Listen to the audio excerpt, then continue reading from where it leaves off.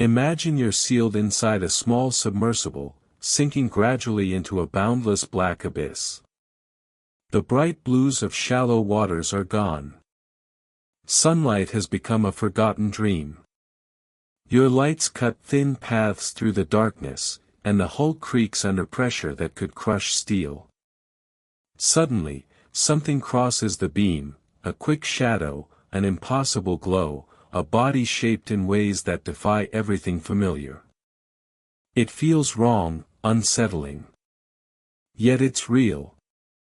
This is the deep sea, and the deeper you descend, the creepier life gets. We're descending together now, layer by layer, into the largest habitat on Earth. The ocean depths cover over 2/3 of our planet and contain more than 95% of all living space. We've barely explored it, less than the moon's far side or Mars' surface. Here, normal rules break: no sunlight, crushing pressure, near freezing cold, almost no food.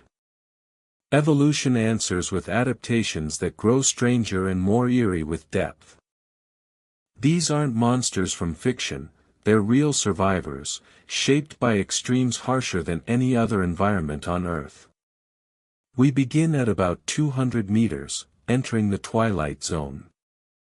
Sunlight reaches faintly, painting everything in dim, ghostly blue.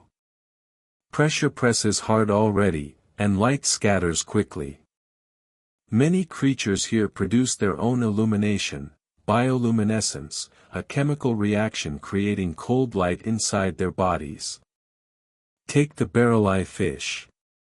Its head is a clear dome filled with fluid, housing tubular eyes that point upward and rotate fully. It looks through its transparent skull to spot faint prey shadows against the weak light above. This setup lets it hunt unseen from below, a clever, almost mechanical design. But it raises questions scientists still can't fully answer. What precise signals or colors do those eyes detect? Could they see bioluminescent patterns invisible to us? In this shadowy world, glowing flashes serve hunting, hiding, and silent communication. Much of that hidden exchange remains mysterious, hinting at unseen dramas playing out just beyond our understanding. Push past 1,000 meters, and all sunlight dies. Welcome to the midnight zone, total darkness, temperatures barely above freezing, low oxygen, and food only as rare marine snow falling from higher layers. The emptiness is immense. Survival requires extreme patience and cunning. The anglerfish dominates here. The female drifts nearly motionless to save energy, dangling a bioluminescent lure from her forehead, alive with bacteria that glow in tempting patterns. Prey approaches the light, only to meet enormous jaws with long, translucent teeth curving inward like a trap. Males are minuscule by comparison.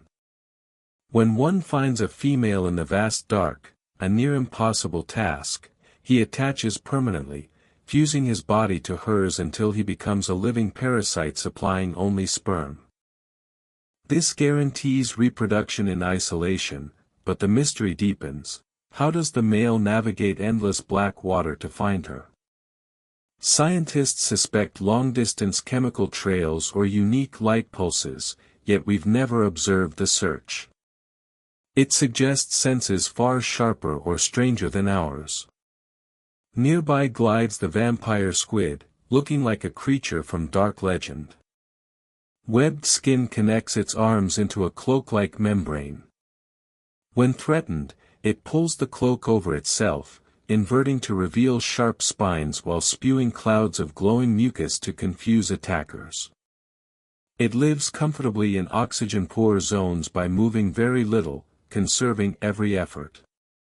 The blood-red eyes and flashing photophores enhance its eerie presence. Do those lights warn predators, attract food, or signal mates? Rare sightings leave many behaviors unexplained.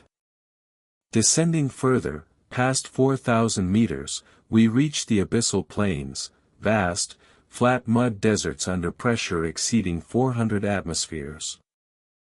Cold slows life dramatically, food arrives infrequently. Bodies evolve loose and soft to endure the crush without heavy skeletons. The goblin shark prowls these plains, its elongated snout filled with sensors detecting tiny electrical signals from hidden prey. Feeding is shocking, jaws slung on elastic tissue shoot forward suddenly, extending far to grab distant targets before snapping back. It's an efficient ambush tool from ancient lineage. The blobfish, often mocked for its surface appearance, is perfectly suited here, a floppy gelatinous form with little muscle or bone, neutrally buoyant and energy efficient. Hauled up, it deflates sadly.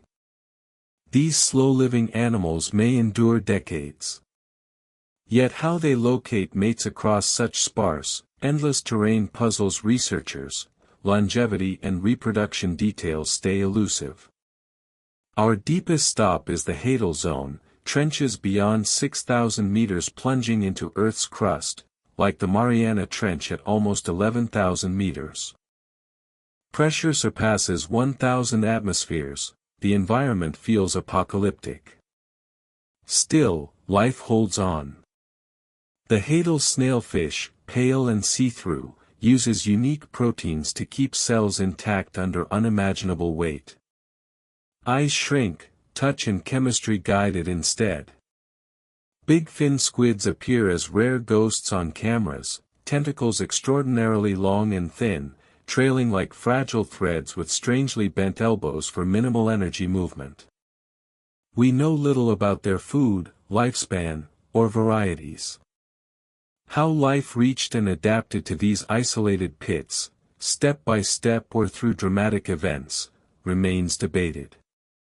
Some see echoes of Earth's early life or clues for alien oceans on moons like Europa. Rising back in imagination, the escalation is clear: twilight sparks inventive light, midnight breeds deception and parasitic bonds, abyssal softens forms and weaponizes jaws, Abyssal reduces everything to raw endurance. Creepiness builds because pressures, darkness, and scarcity intensify together, forcing ever more radical changes. These adaptations reveal life's astonishing ingenuity in places we'd call uninhabitable. But most of the deep sea stays unseen. New species surface from occasional dives. What other eerie wonders hide below? We live on the thin, lighted surface, fragile, short-lived. Beneath lies a huge, unknown world of strange, resilient life. That vast nearby mystery should unsettle us. It should also spark deep wonder. The deep proves life can be far tougher, far weirder than we imagine. And in the darkness, something perfectly strange is out there, perhaps noticing our fleeting lights. The true creepiness. The deeper we go, the more we realize how much of our own planet remains hidden.